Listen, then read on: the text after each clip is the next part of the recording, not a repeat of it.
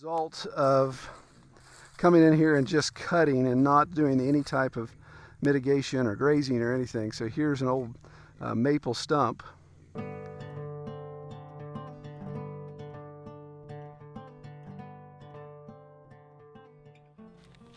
Good morning, everybody. We are actually not on Red Tool House today. We are down in sunny North Carolina, and you may recognize, if you watch some other channels, you may recognize where we are, and we'll detail that here in a second.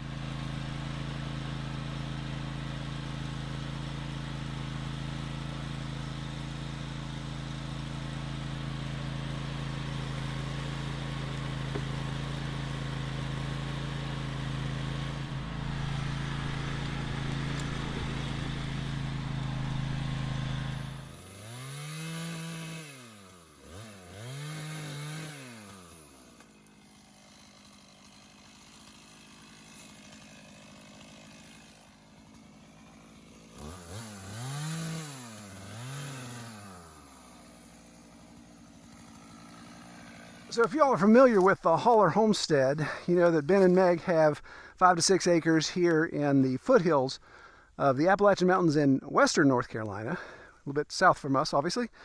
And majority of their acreage is clear and rolling.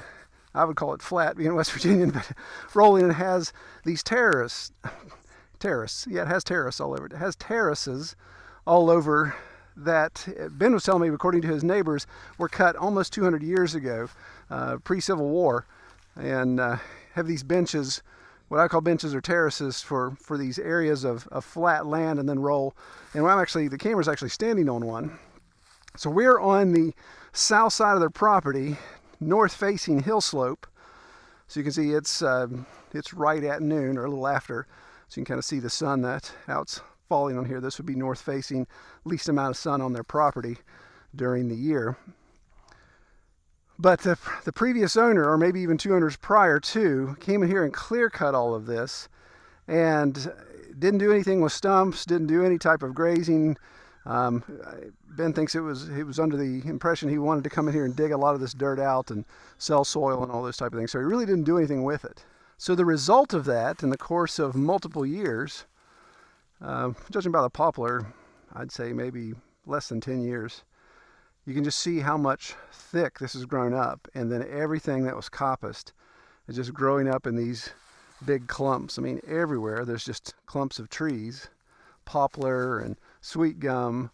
There's some choke cherry, a little bit of pine, a couple oak here and there, and really kind of just doesn't allow any undergrowth other than some briar to take off. And you can see, even, I don't know if you can notice, even like that poplar right there where it's got the bent trunk from a coppice. Really nothing that's going to be super strong and sturdy. He has AGH hogs that he runs in rotation with pig netting, and he's gone this way with it. I think he's got 4 different paddocks at least that he can move around to with his AGHs. Over there behind his barn, he has 2 Mangalitsa's. But what we're doing here, we started right here yesterday afternoon, and we're trying to clear out as much as possible to get him access to this main bench one. You can see Kelly and his boys all the way down there picking up what we've cut. So he's got a little road access this way that goes back down into his clearing, and we're trying to get a road in a small pasture area cleared here that he can then move his pigs onto.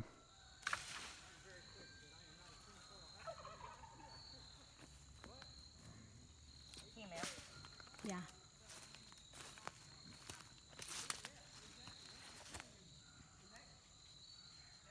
Genres.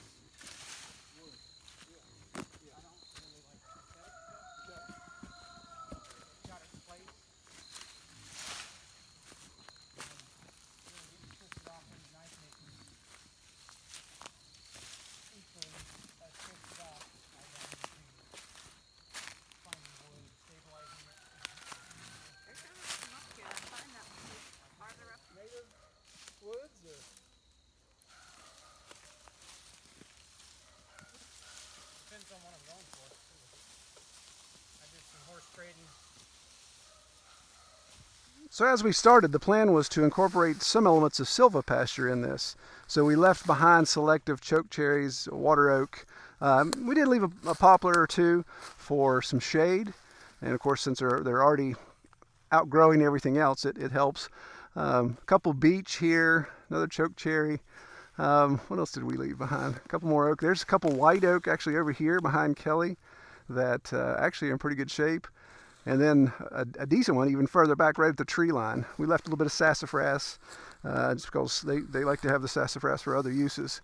A couple maple, little red maples. But of course the plan is to leave enough to produce some shade. Anything that produces protein like the beech and the oaks, then of course we want to leave those. A lot of these oaks, they're not going to produce any protein for many years.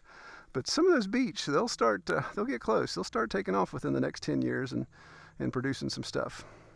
But you can see the result of coming in here and just cutting and not doing any type of mitigation or grazing or anything. So here's an old maple stump, and here's all the coppicing that grew out of it.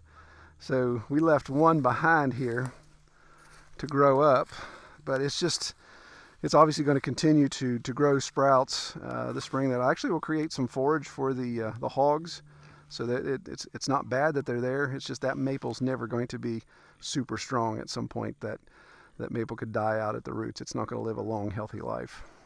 So the plan is just to keep clearing this out. The boys are throwing all the brush over the hill into a big pile. I think Ben's going to bring a chipper in soon and produce a ton of wood chips, which is great because that's wood chips that have been created on his property, so he knows no persistent herbicides there. And then like a typewriter, I think once we get to the end, we're going to turn around and come back and start clearing this next level. We've got about 30 yards till we get to the property line. So clearing out as much as we can. Kelly and I are going to be here for another day. So tomorrow afternoon we're headed back north, but we'll see how much we can get cut down in the next 36 hours.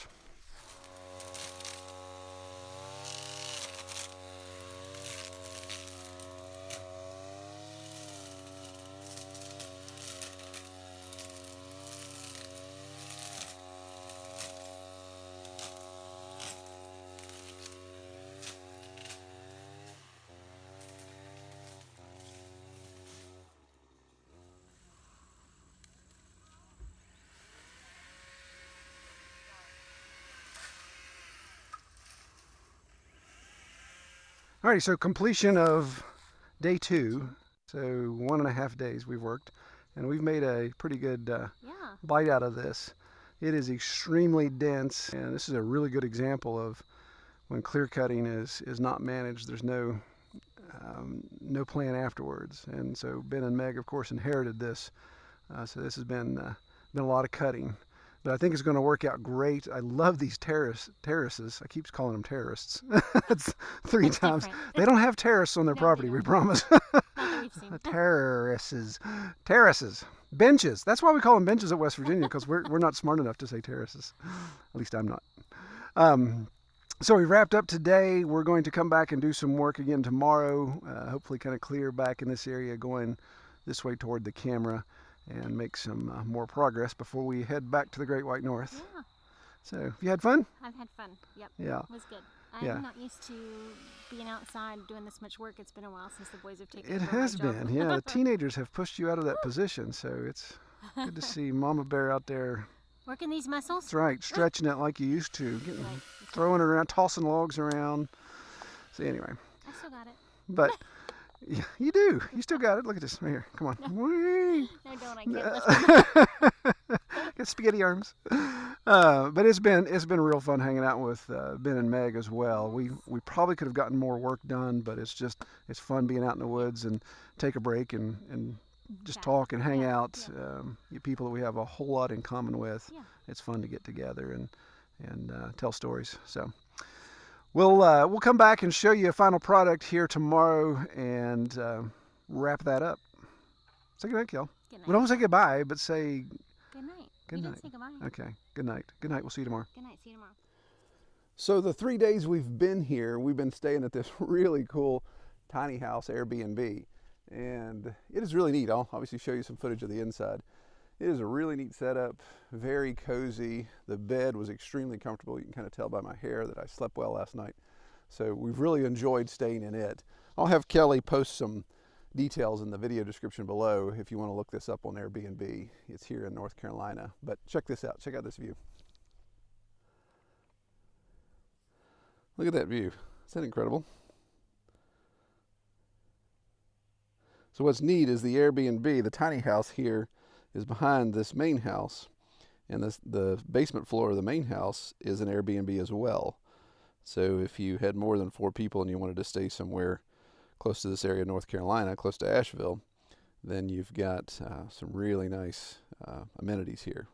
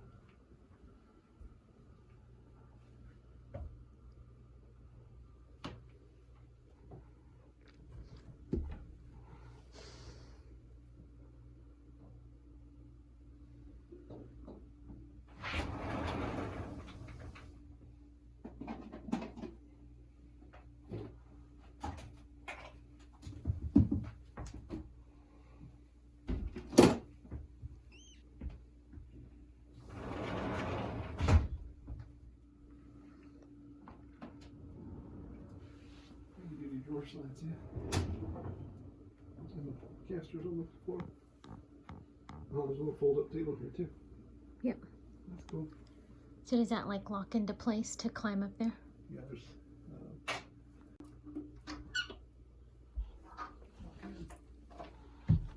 Very neat.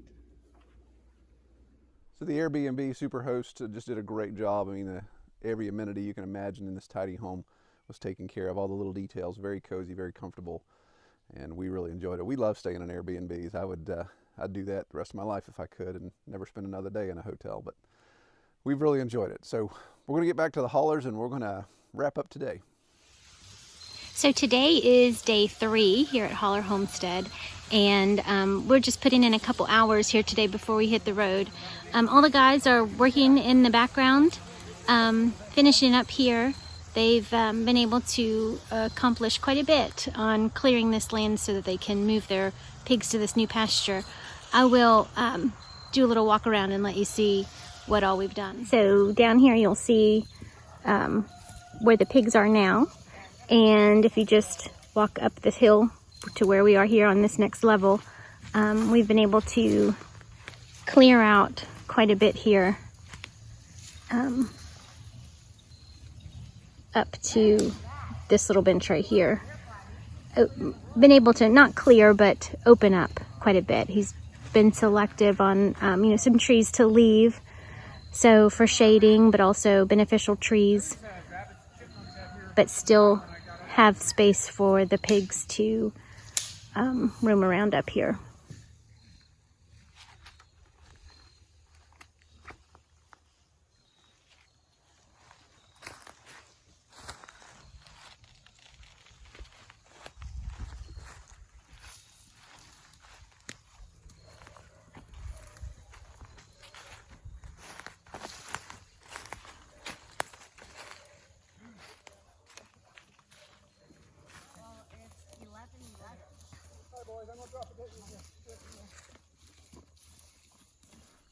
Wow, that's very cool.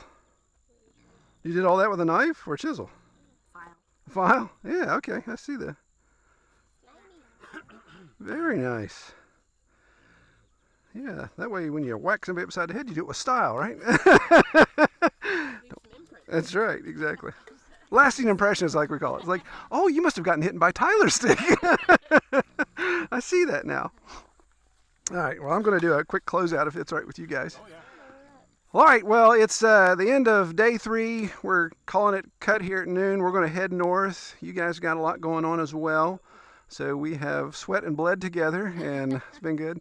But it's really been a pleasure hanging out with you guys. We've enjoyed it thoroughly. Yep. Thoroughly enjoyed myself these past couple Oh, days. good. We're glad you let us come down and hang out for a bit. And my goodness, your wonderful meals that you've cooked for us, delicious. Jack cooked too. Yes, yeah, I should. Yeah, that's true. I should give credit where credit's due there. And boys, man, I appreciate the hard work. I would love to have you guys at West Virginia on the mill for a while. If you're hiring out, let me know, and we'll send a bus down to get you. Well, you guys are definitely, anytime you want to come to West Virginia, you definitely have a place to stay. So, yeah, we'd love to have you up. So. I'd like to see it in person. Sure, yeah. You guys could come, we'll hang out at the farm, and then we'll take you into some of the highlands areas, and if the boys come with you, we'll take them through that cave system I was telling you about, where the river goes through the cave. It's really neat stuff up there. In your spare time. Yeah, exactly. Since you got nothing else to do. When we're a little more mobile. Right, exactly. Well, we can take Lily through the cave too. She can fit in the tiniest spots. We were talking about it last night. We're looking forward to having mobility again. Yeah. Not being so tied. Yeah, So anytime you want something, you just have to work for it. yeah, sure. We'll get there again. Yeah, it's the direction to go, definitely.